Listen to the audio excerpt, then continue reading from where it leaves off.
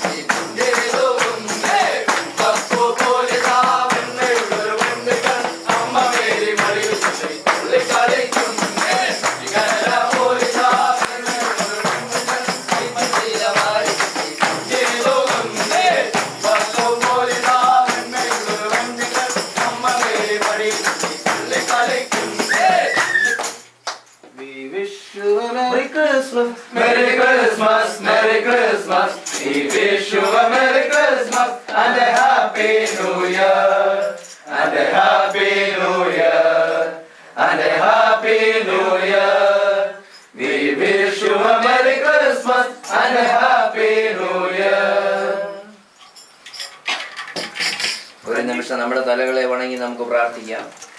കന്യക ഗർഭം ധരിച്ച ഒരു ശിശുവിനെ പ്രസവിക്കും, അവന് ദൈവം നമ്മോട് കൂടെ എന്ന അർത്ഥമുള്ള ഇമ്മാനുവേൽ എന്ന് വിളിക്കപ്പെടും.